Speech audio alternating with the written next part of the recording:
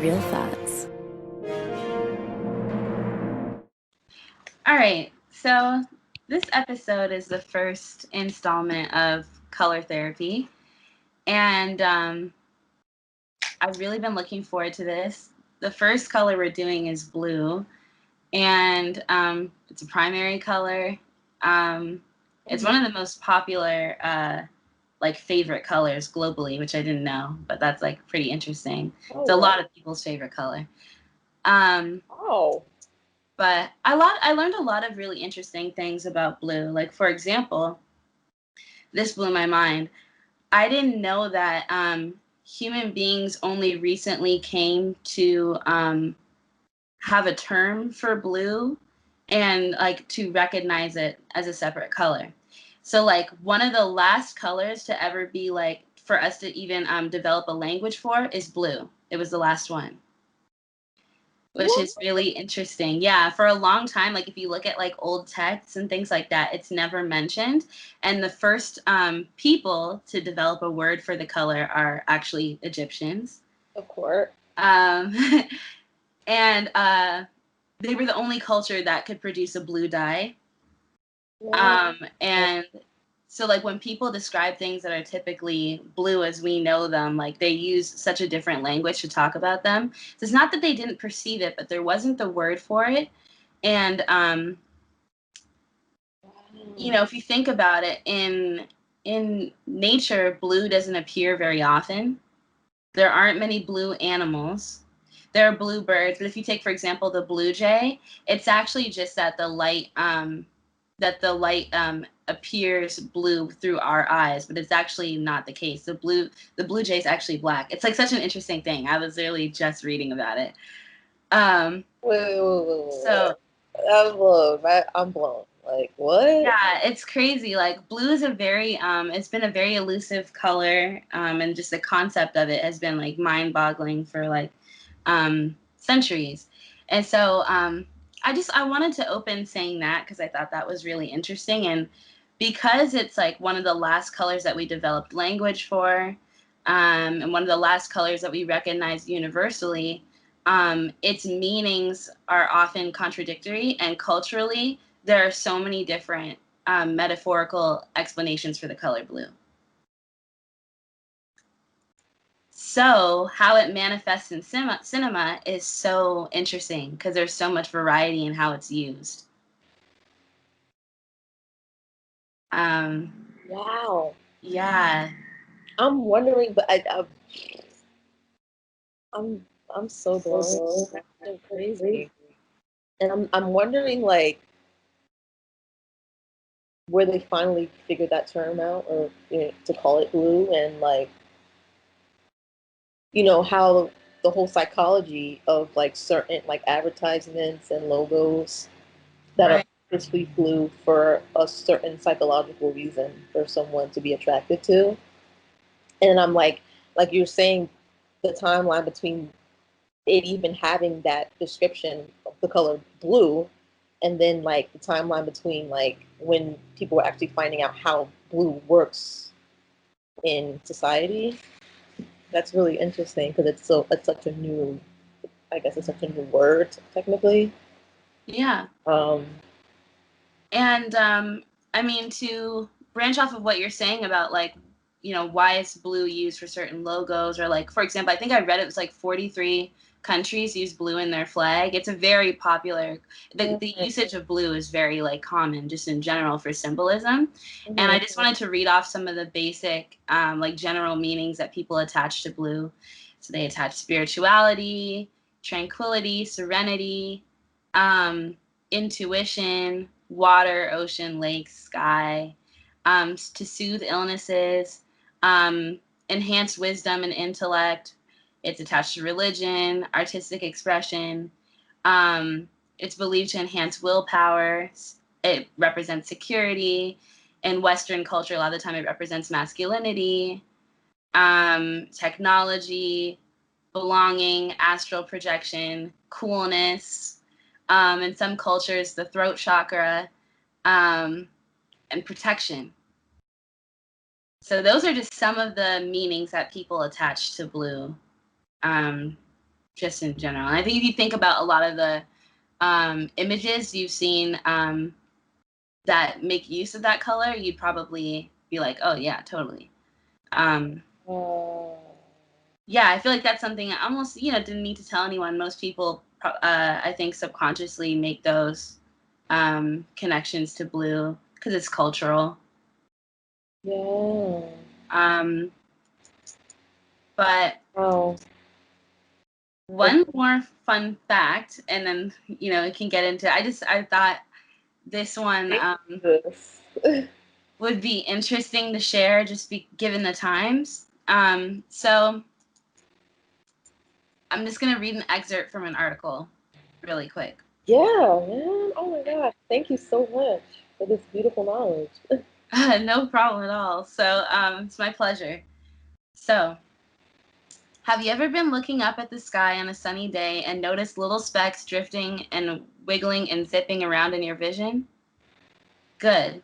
Well, some of them are boring things. Some of them are just bits of gunk floating across your eye, but others are something very special and strange, and you can only see them against a bright blue light, like the sky.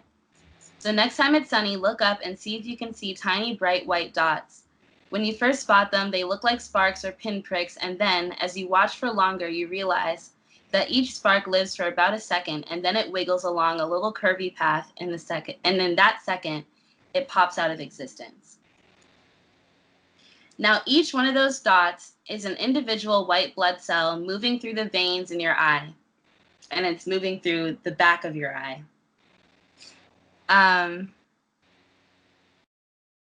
And at the back of the eye, you've got this tangled net of blood vessels that get really small and narrow, and the majority of the things that go down them are red blood cells, which are also tiny, so they're fine. But every once in a while, a white blood cell comes along, which is twice as big, and it gets stuck for a moment in the narrow tubes, and it has to squish and wiggle its way free. So if you happen to be looking at that bright light at the moment, and it's got to be a bright blue light, you can see it getting stuck because the white blood cell is almost transparent. It lets the tiniest pinprick of light shine through, and they're called blue sky sprites. If you like whimsical names for things, blue field entoptic phenomenon if you don't. Okay, so here's an interesting connection to that. One surprising implication is that we can watch our immune systems fighting disease. That's what you're seeing when you're seeing those white specks. When you look up at bright blue lights, you're seeing your immune system fight disease. So about 10 years ago, some scientists gave people a very small dose of E. coli bacteria, just enough to trigger an immune response, which means their bodies generated more white blood cells, and those people could see about 50% more of the blue sky sprites while they were fighting the E. coli than they could before. So bright blue light has literally enabled us to see our body, to watch our body healing itself. And that's just like a scientific fact.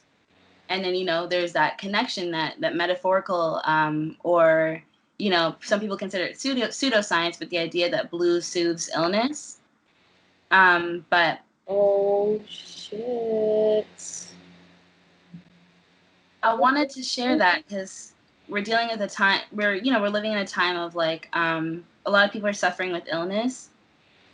And,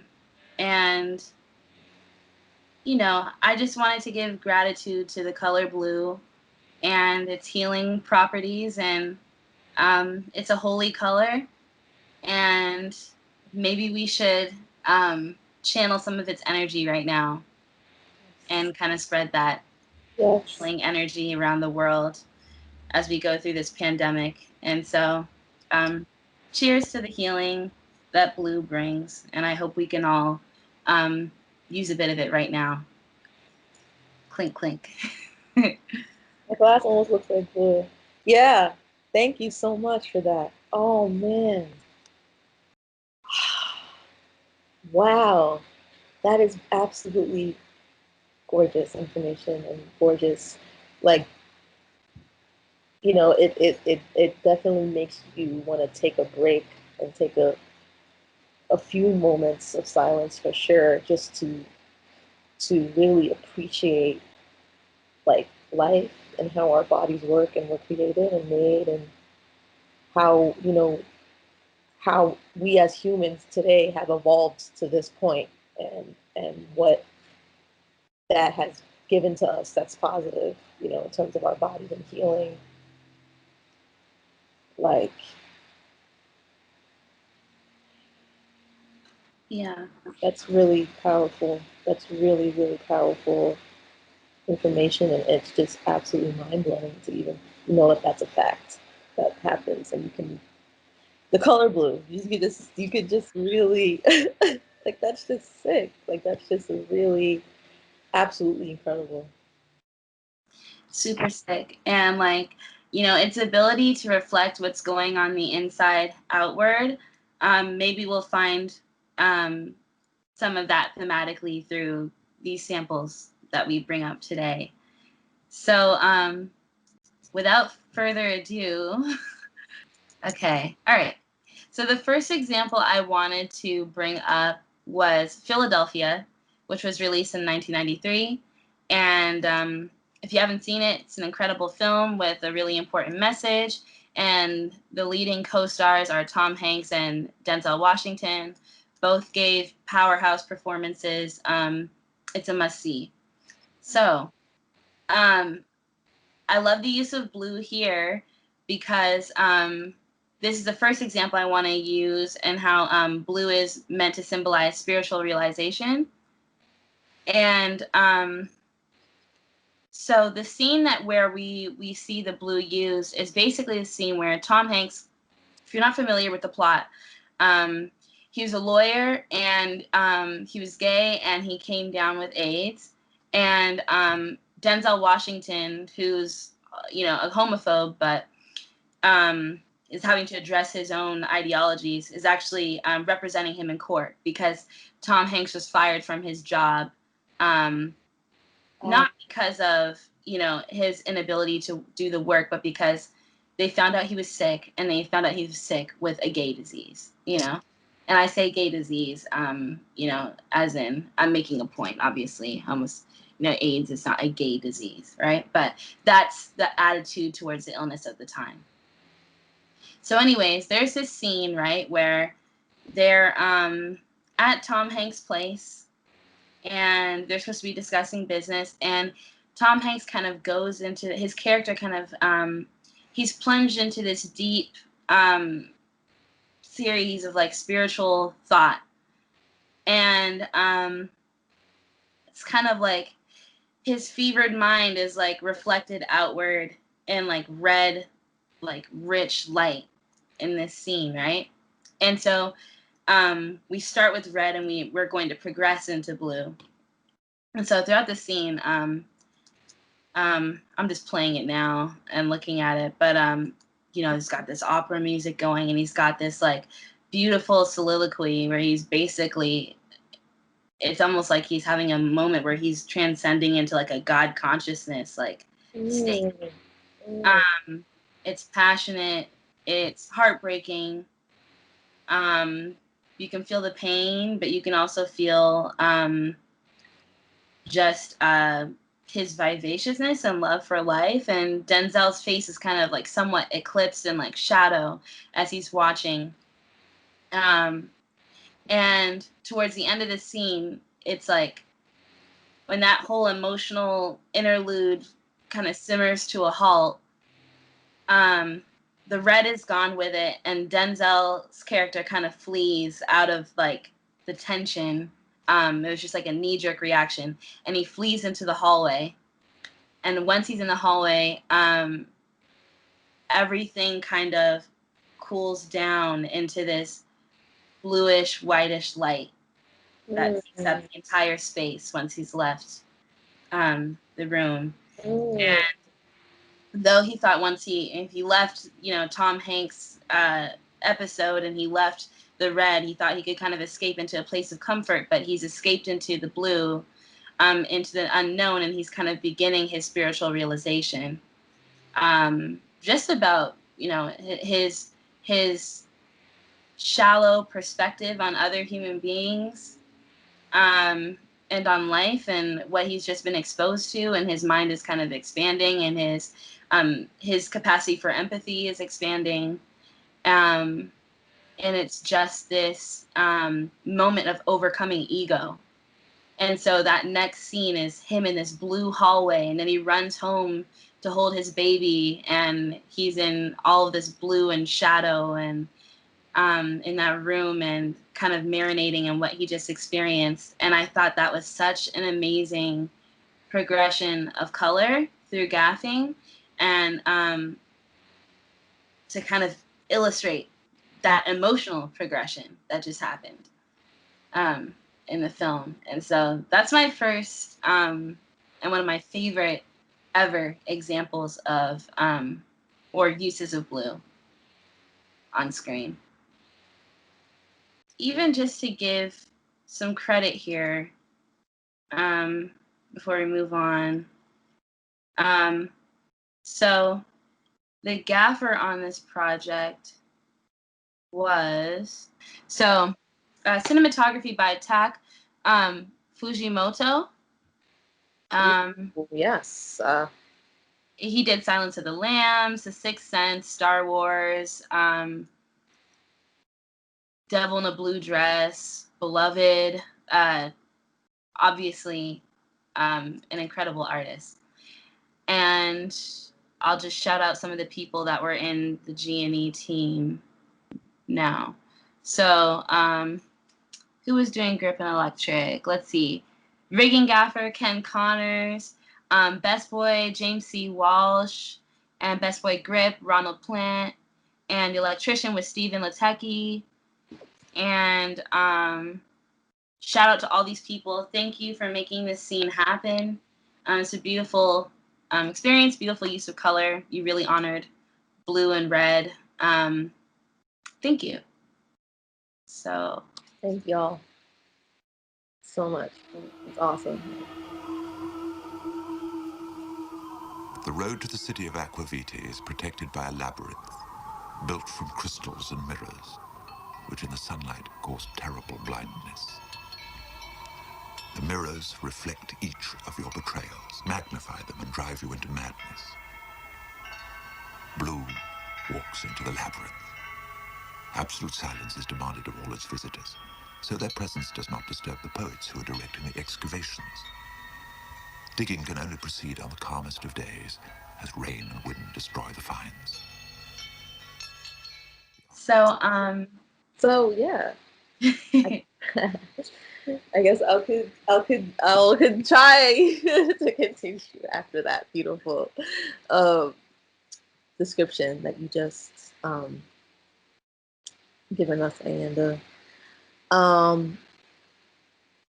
So one of the first films I thought of thinking of blue, just completely off the top of my head, with, you know, regardless of any specific reasoning that I could express at the moment, was Belly. Belly, you know, came out 1998. I was like 7. Director Hype Williams, screenplay by Hype Williams. Yeah, cinematographer. Let me see if I can pronounce his name right. Malik Hassan Saeed. So one of the first scenes I thought of, there's a few examples of Blue and Belly that I can remember right now, but one of the first examples were DMX's character, Nas's character, Tommy, and Sincere, and their boys. They're walking up into the club, and it's a slow-mo, because why would it be anything else at this point? It's a slow-mo, and what I'm watching right now, okay, so they're walking up in the club. Belly is like this, but the Belly title is like a, what is that? Not stencil, but like a, yeah. I can't describe the name. I would say stencil almost, yeah. And that's perfect because it's like there's no clash with the initial colors that are going on. So there's white, there's blue, and there's like bits of pink and bits of like yellowish on some of the strippers. dancers, and they're walking their eyes. His eyes is like, he's completely blue, Nas, and his boys are completely covered in a blue tint, but their eyes are specifically like they have contacts on or something, and it's like you know, I thought that that was a really stylistic choice, I guess, knowing Hype Williams' style. And it's very like, it's just very for the eye and for the like theatrics of it all, like just off the top before you can even really sit down with it and be like, okay, well, this means this or this could mean this. Like at the forefront, my main initial my main initial you know, reason for choosing this specific film was the aesthetics of it, period. Just whether where it was meaning anything deeper than it was trying to, you know, give off. It was just the pure aesthetics. When I was young and I saw that, I was blown. Blown. I was blown. Like I wasn't like, you know, blue means that I, you know, that they're all tranquil and that. I was just like, nigga, this is a slow mo shot, steady cam.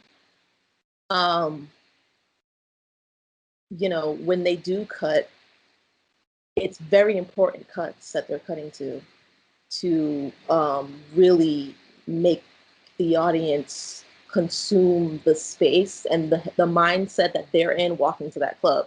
It's not the first time they walk into that club. I felt like really diving into the blue factor and tranquility. I feel like the strip club or that particular strip club can be a very tranquil place for people. You say to the boy, open your eyes. When he opens his eyes and sees the light, you make him cry out, saying, "O blue, come forth. O blue, arise. O blue, ascend. O blue, come in."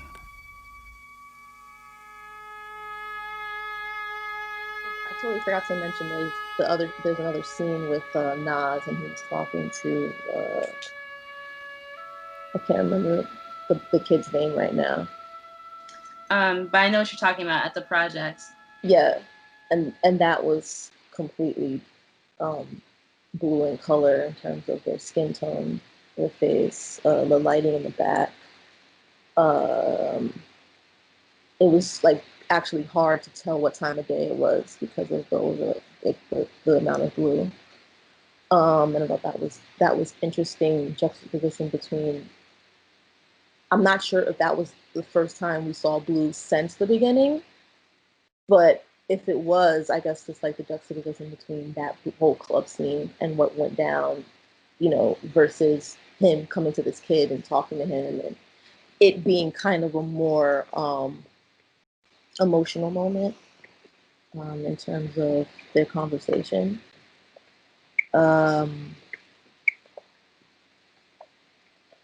Yeah.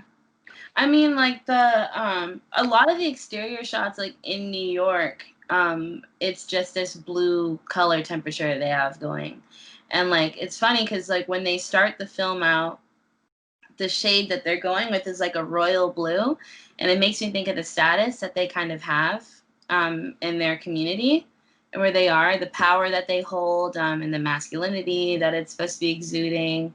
And but it sets the tone for just the visual excellence and technical excellence that's going to happen throughout the film, but also it establishes the mood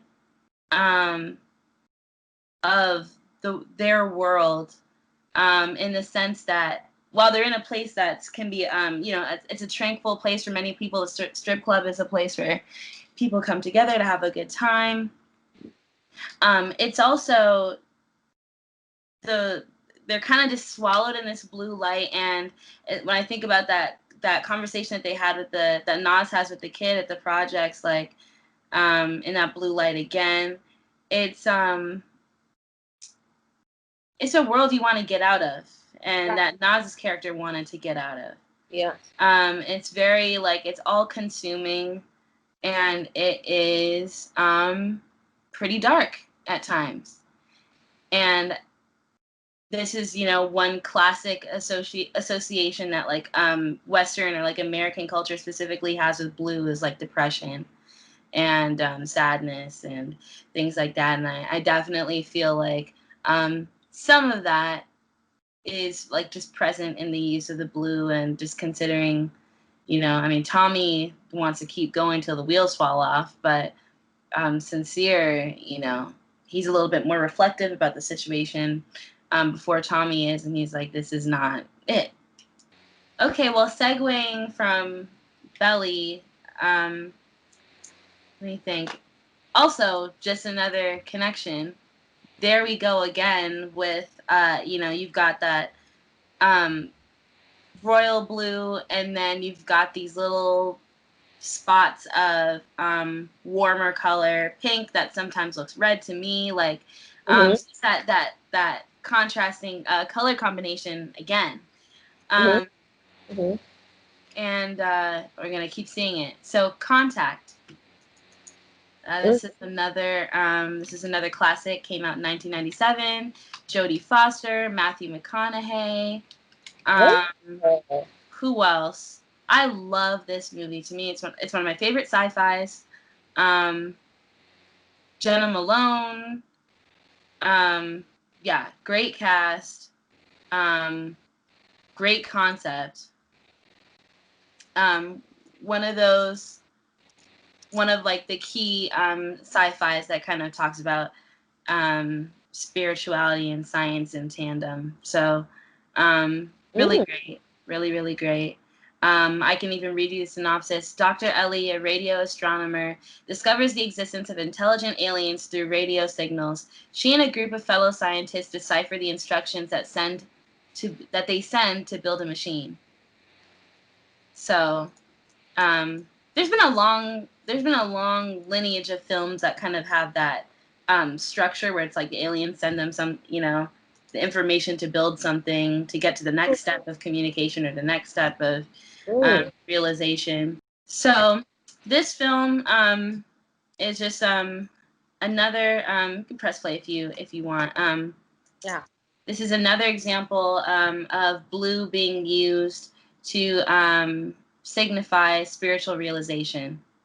Wow. So she's traveling through this wormhole, and she's about to go to basically another dimension where she makes contact with another intelligent life force, and it ends up being you know, somewhat ambiguous, but you could assume that it was an alien taking the shape of her father, and to make it easier for her to like process this experience.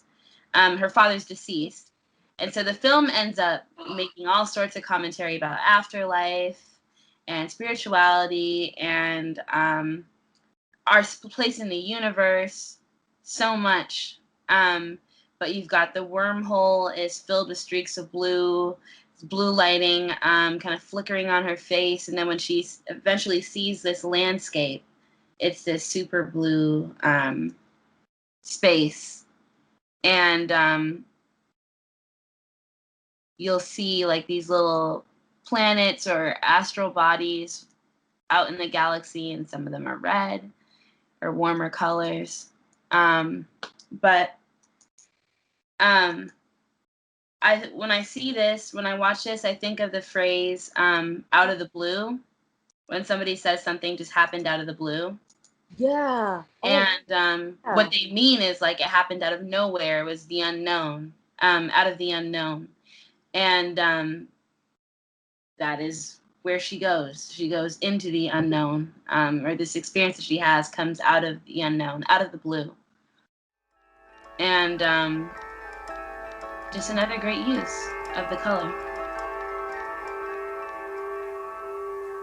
Blue transcends the solemn geography of human limits.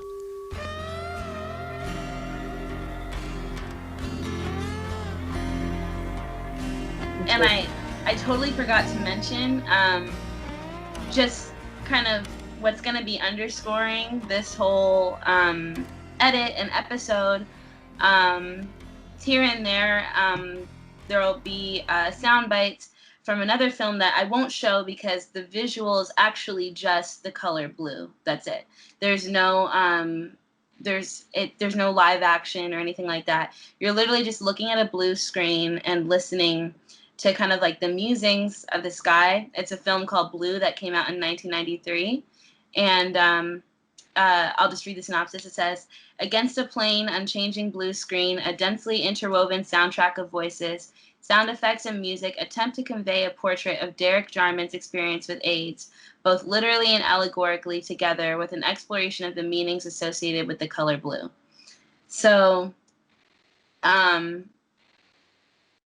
obviously this film Blue, heavily connected to spiritual realization, to consciousness and reflection and overcoming ego. And so throughout the conversation, you might hear Derek Jarman's thoughts that, kind of edit throughout the episode, and you'll see the color.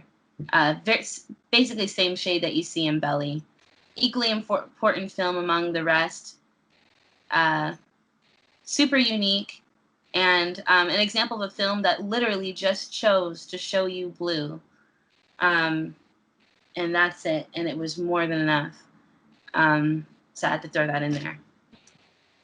Well, I guess, I'll segue into the next film, and it's one of my all-time favorite films. It's The Revenant. It came out in 2015.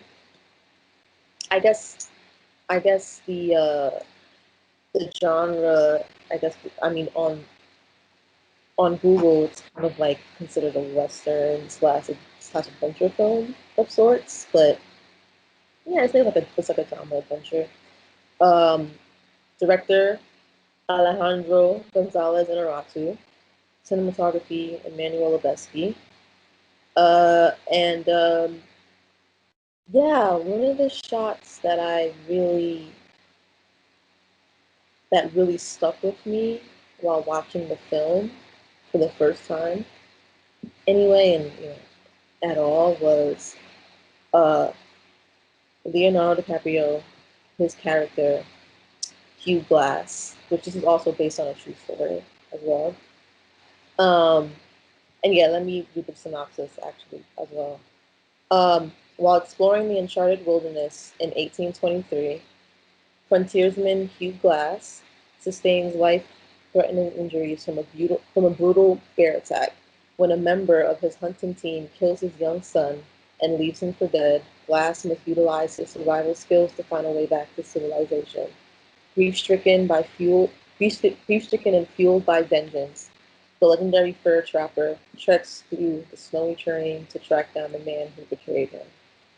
So, in the film, I'm not really sure if it's happened actually in real life, but his wife was Native American, and so his wife passed away. And in this particular scene, Hugh Glass is kind of at a point where he's been betrayed and his son has been killed, and he's trying to heal from his wounds, and he reaches this area out in the wilderness, and it's kind of looking almost like an old broken down shrine of sorts. And there's just this one bell swinging and hanging for no reason. Like, we don't really know why or what the origin of this shrine or this area is, but he's there. The whole scene is encompassed in the blue.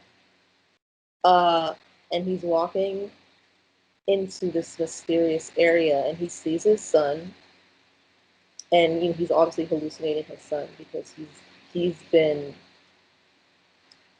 through the ringer, and he's also mentally and physically healing from actual physical wounds. And he sees him his son walks to him and he hugs his son. And then we cut and he's hugging one of the trees in the area where the shrine is. So I feel like this particular scene was very telling for, in terms of where his psyche was at that point and what he was willing to lose for this initial vengeance for his, the killing of his son. Um, or the fact that he, at this point, maybe didn't even have anything else to lose. He was kind of ready to just, if he had to die and be with his son, that also could have been a possibility for him. It felt like for me, but in terms of Blue, uh, being tranquil almost with the fact that you are willing to give up your own life or you're willing to do anything to get this vengeance for your son. Um, the aspect in terms of spirituality, um, and this was a particular. It wasn't just like an area in a field. It was like an unknown um, place, perhaps that was, most likely there could have been Native Americans that occupied that space, and we all know what happened with that, and also what he contributed to as a white man. But it was this particular area, and it just had such an ancient feel to it, and the fact that um, you know Alejandro Inarritu chose that specific moment in time and in his psyche and in his journey with finding this man who betrayed him and killed his son, uh, to encompass that whole thing in blue while he's grieving and hallucinating and dreaming and wishing and you know um, I thought it was very spiritual for me. I thought it was very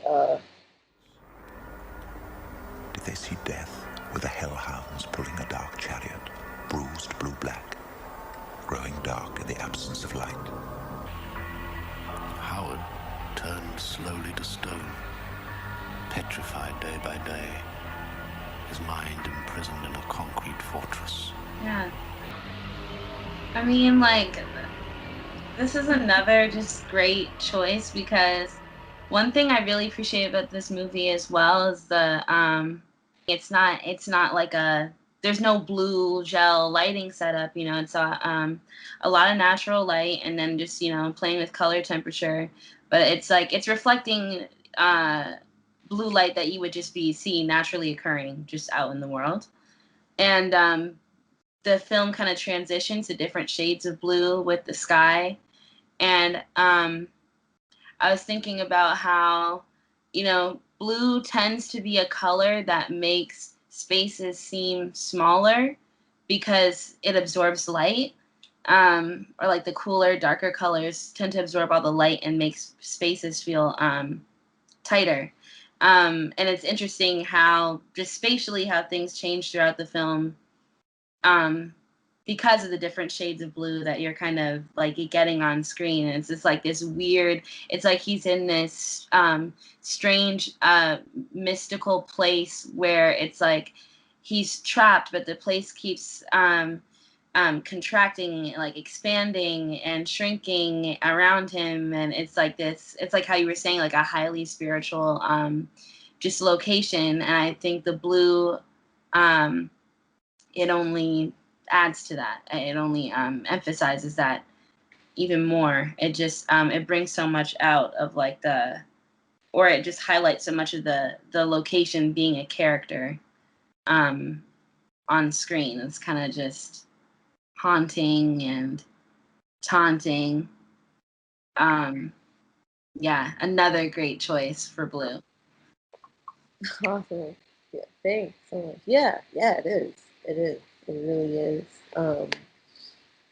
And Emmanuel Lubezki He also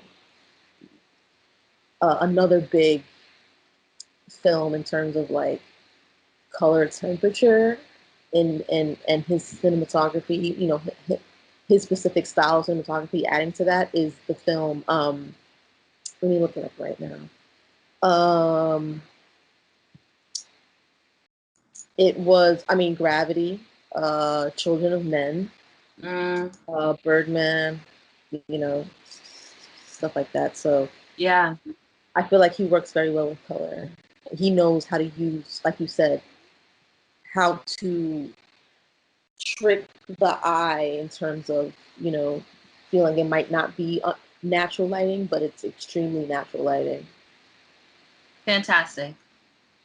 Just, you know, I actually haven't watched The Revenant since I saw it in theaters.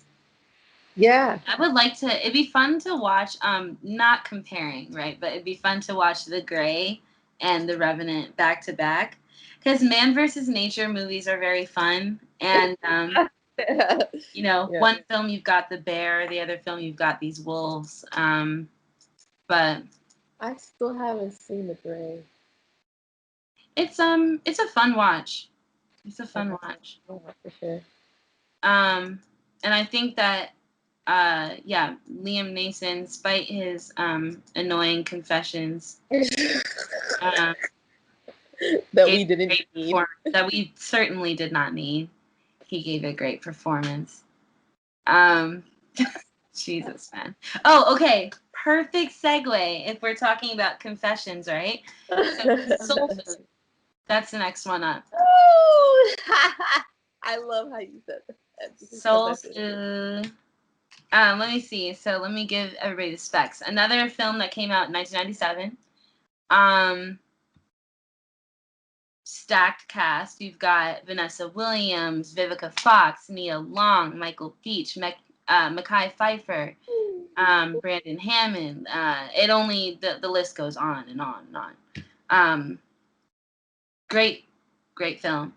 And another one of my favorites when it comes to the use of blue. This is another film that's got a huge stark contrast between blue and red. So we pull this up, and it's everywhere. But this scene, I chose a climactic scene. Terry pulls a knife on Miles. That's the scene that we're looking at right now. Yeah. So, multiple reasons, multiple uses of blue in this film. So, or in this scene. So we've got kind of employing it through wardrobe, through production design, through gaffing. So let's see. In this scene, Terry confesses that she knows that one of the raggedy women in the family, I forget her name, but she slept with her husband. And it's like a big moment, and she pulls out a knife, and the scene kind of descends into chaos, right? And I think that the blue and the red, they emphasize the intensity in the scene and the polarity that's going on. Right. And one thing that's just like a fun a physiological effect that red has, it's known to have the power to quicken the heart and the respiration rate. You know, in a small amount, it can add energy and excite a person. In large amounts, it can cause anxiety and a sense of danger. I agree. Yeah. Red, in contrast with blue, is very interesting because red is considered an active color, because warm colors are considered active just because they're saturated and bright, and that's the energy that they emit and that we take in. And then cooler colors are considered passive, like blue. So we've got active versus passive color. And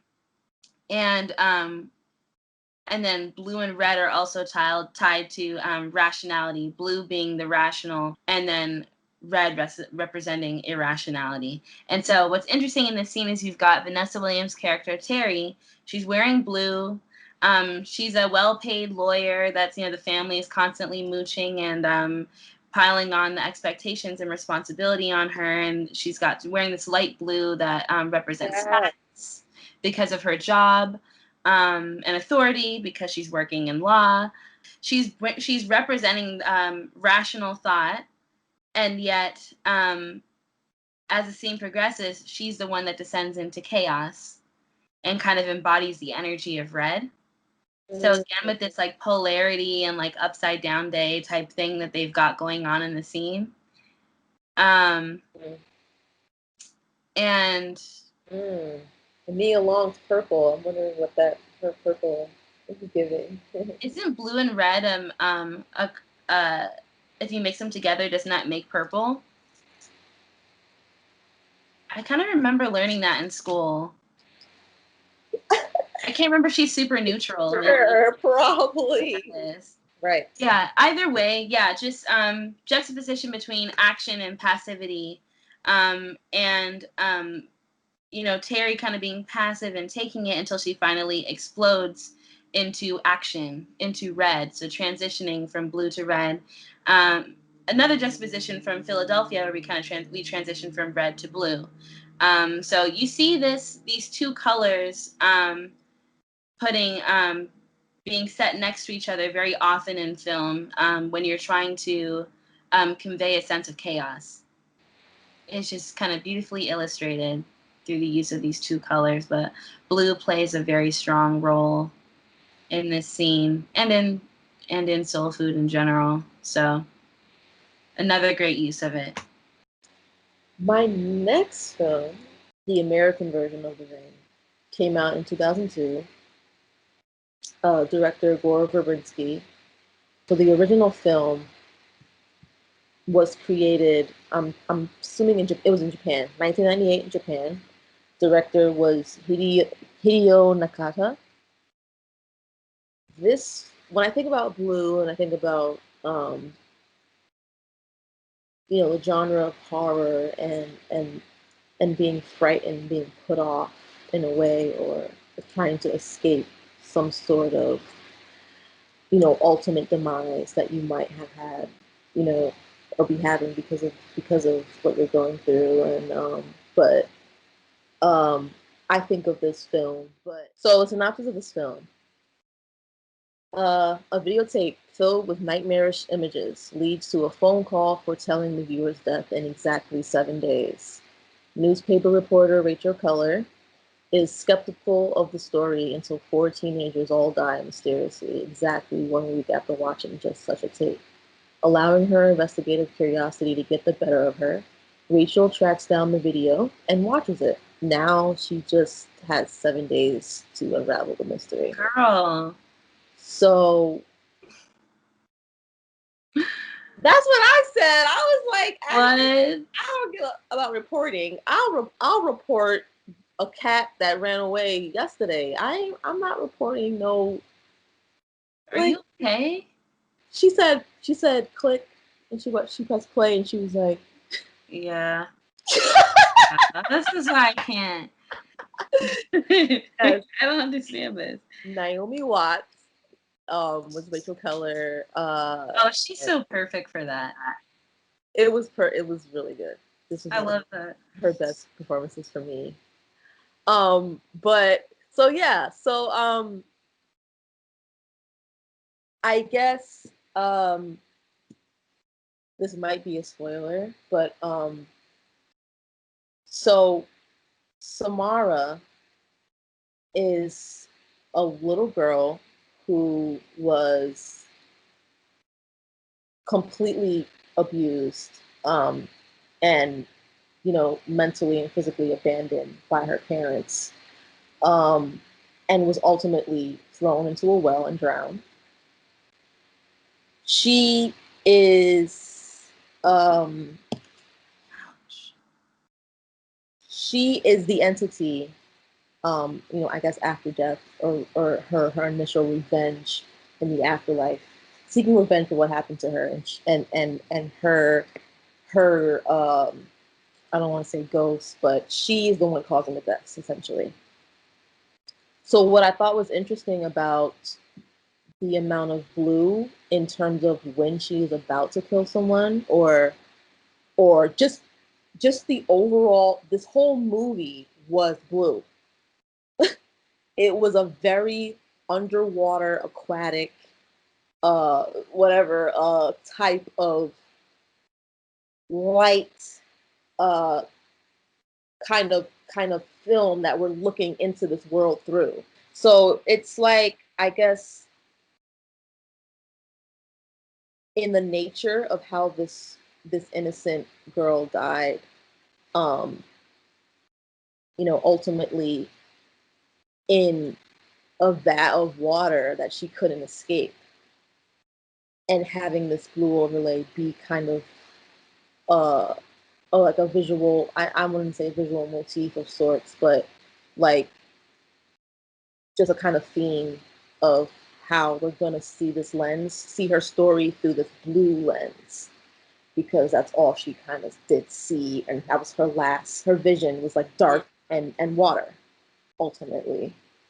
So we're watching these people die and getting her revenge through this blue lens, apparently. And I thought that was a very interesting choice, and so yeah, I really appreciate Gore Verbinski's take on blue in terms of the horror genre, and what he also directed A Cure for Wellness, which is also has really huge blue elements in that film as well. So Pirates of the Caribbean. Um, That's a good choice. I have not seen The Ring, so it's definitely not something I would watch alone. But if you feel like revisiting it, yeah. I volunteer as tribute. Okay, cool. There could be any type of horror film you can ever imagine. If you ever need a companion or a partner, I'm literally down. You know who to call. Okay. Let me see. Do I have a clever segue? Maybe not. But of course you do. You're amazing. Let me see. Okay, well, the next film. Well, you could say, okay, so I guess the common thread between The Ring and Django Unchained is vengeance. There we go. So, I've got this clip. Now, this one, Django is not a very blue film. It's the wardrobe choice I thought was super significant for him. Oh, yeah. Scene. Let's talk about it. Yeah. Where he goes to kill, I forget the brother's name. He goes to kill these guys. They're slavers. They're disgusting. Okay. So he's walking in on when one of them is getting ready to whip an innocent woman, and he's wearing this royal blue, I guess petticoat is maybe what you would call it. And he's got those like Victorian trousers to go with it, but it's all royal blue get up with white tie, white socks. So I thought this was a great color choice wardrobe wise, because we were talking about, it's in the name, royal blue. It's symbolic of status and elegance. But also, if you think about it, historically, blue has been the color for the good guy, and it has, and you see it's used, like, even if you think about like American culture, for example, like Republicans, red, blue, Democrats. And I love how you were like, the good guy. The good guy, right? Because obviously the Democrats are not the good guys, but but it's meant to signal. It's a virtue signal, basically. So you've got, okay, blue, he's the good guy, and because it gives off this status and this elegance, part of what's shocking these white people when they're coming in contact with him is literally just his attire and the sophistication that he's giving off, because they're like, how is a Negroid wearing this, right? Why is he wearing that? Yeah. um, it's a color of power. It's a color of loyalty, and that's a big virtue of Django. The virtue that Django carries throughout the film: loyalty to his wife. He's trying to rescue his wife, and it's a man of his word, a man of honor, and so I just thought it was a great choice to underscore the character's values and to kind of virtue signal to us how we're to perceive him, and then definitely adding to how how his presence in general just throws off the white people that he's coming into contact with. Never mind what he's actually doing; that's equally shocking. But even just his fashion is just like they're shook. Exactly. I guess so. To segue into the last example I've got here is film Millennium Mambo, which is fantastic. Came out 2001. Should definitely watch it. It's an experience, and it is a beautiful film. Let me just say quick. A voice off camera looks back 10 years to 2000 when Vicky was in an on and off again relationship with How.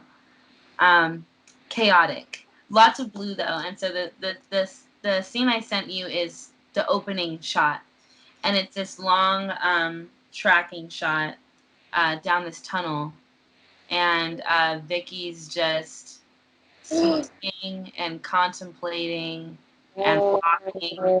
Yeah, the blue is used routinely throughout the film, different shades, different in levels of intensity. But there's a real, I mean, the voice that's looking back on the past is her own, and she's looking back with a lot of perspective and a lot of wisdom on the choices that she made at the time. Very reflective. And it was a space in her time, a space in her life where I think the feeling of being trapped and like emptiness was very pronounced. And you think about like what I was saying before about like how cool colors, especially blue or black, tend to absorb light and make a space feel claustrophobic or make spaces seem smaller.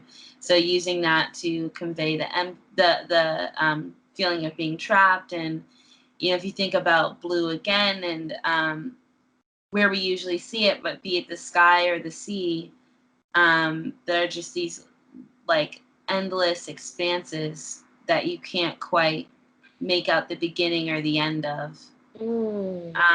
And even though they're not, sometimes they can seem super empty. But it's just because there's so much that you could just never possibly perceive from where you are. And I think the use of blue in that film kind of carries that idea throughout.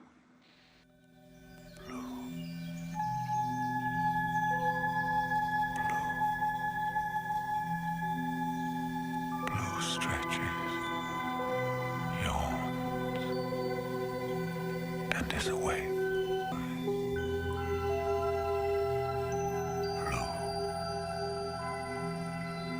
If you don't mind, I have like one fun fact that I feel like would be kind of cool to end it with. What? Yeah, of course. Ah. Yeah, people born with vaginas, they produce 2 X chromosomes. Right.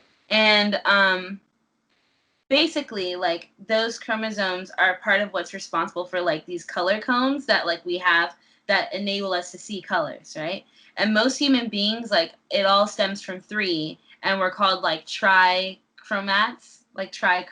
people like three colors. But there are people who develop a 4th cone, right? And so they're called tetrachromats, and they're extremely rare. But basically, those people can literally see millions more colors than we can. Millions more.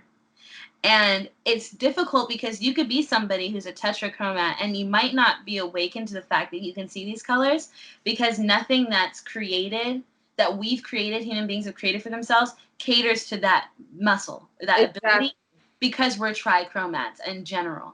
So there's not very much that would trigger that ability, right?